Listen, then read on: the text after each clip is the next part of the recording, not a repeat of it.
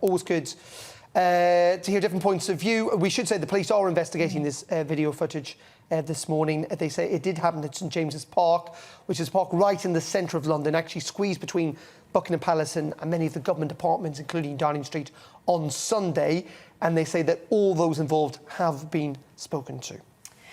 Right, more on that later. Now, the pandemic has impacted people across the UK in many different ways, as we know. New research looking specifically at London has found that half of Londoners are in a worse financial position than before the pandemic, with many feeling very anxious over their debts, and a fifth saying they keep their financial struggles a secret. Well, Matt Dronfield is the head of Debt Free London, who commissioned the survey and joins us now. Good morning, Matt. Just talk us through some of these facts and what you guys have discovered in terms of the research.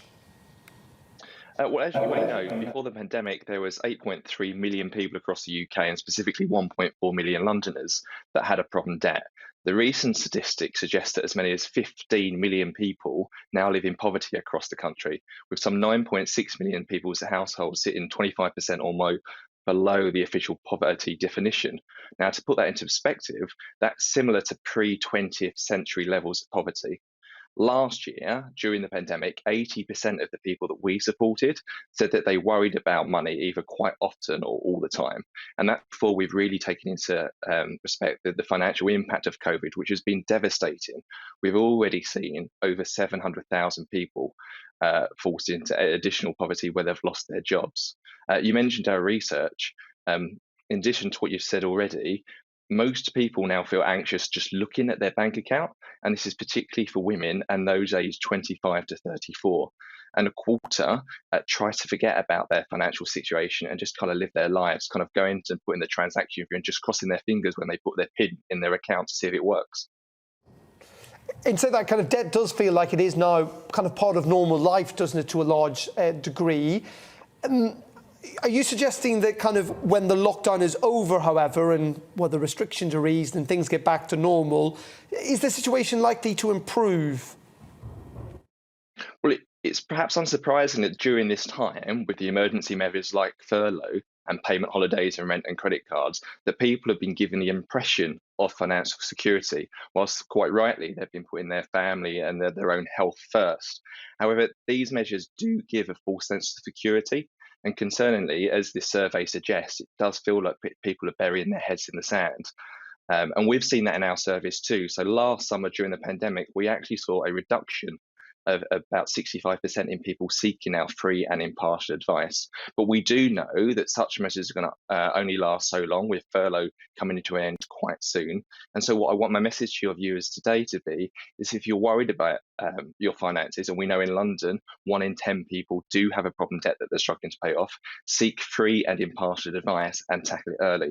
We've already started to see a dramatic increase in the demand for our service since December. So since December, we've seen a 200% increase in demand. And so what I want people to do is not to wait, is to seek out and reach that free advice early. It's a very good point, Matt, actually. And what will you do? How will you go forward with people that you speak to help alleviate the stress and concerns they've got? How does that work?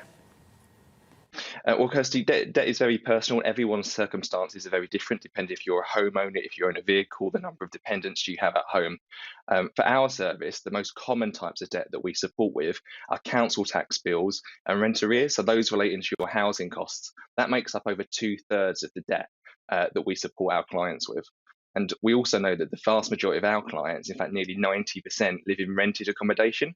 So a sudden loss of income will have a dramatic impact on your ability to pay those bills. Since the pandemic, we've also seen a 92% increase in the number of clients that are registered for looking for work or registered unemployed.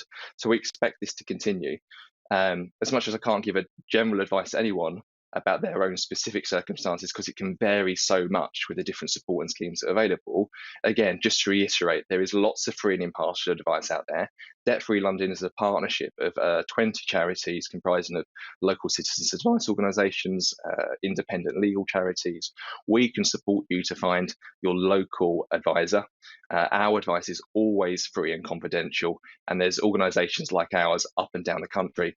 We're able to be free because we're funded by the government's Money and Pension Service, and they fund similar organisations across the country. So if you don't live in London, you can visit their website to find your local provider. OK, Matt. Yeah, thank you very much indeed for joining us this morning. That's very helpful. Matt Dronfield, the head of Debt Free London. Yeah, really, really interesting indeed. Delighted